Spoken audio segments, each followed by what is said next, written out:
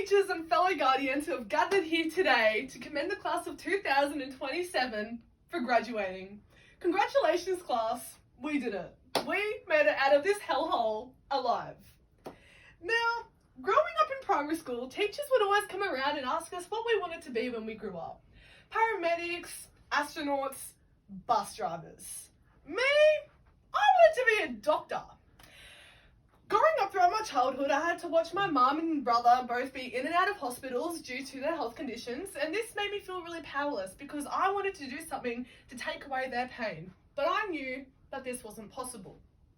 And so with my big, bright, colourful future ahead of me of wanting to be a doctor, over time this colour sort of began to fade into black and white, and I began to become very uncertain of what I wanted in life. By the time high school had come around, all I wanted in life was to just stay alive. I had teachers come up to me and tell me that I would never make a good doctor and that I was never born to understand chemistry.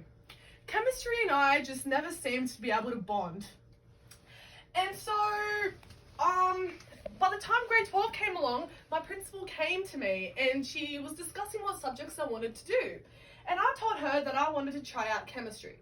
She looked at me and she looked at my grades. And then she's like, Ashley, chemistry is just not your strong point. Not only will you get a bad grade in it, it'll also make the school look bad.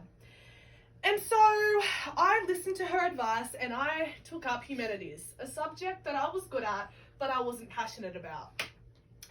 By the time college came around, my freshman year in the first semester, I was doing chemistry. And I found myself actually withdrawing from this class as I was failing. Again, all of these doubts and fears once again consumed my body, and I just had no idea what I was doing with my life.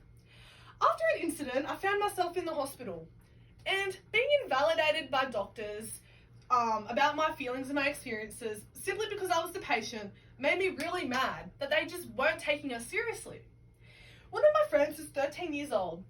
They went to over 13 different doctors, and with talking about symptoms that should have triggered alarms by the doctors, his experiences were invalidated and drawn back to the same common cause, being anxiety.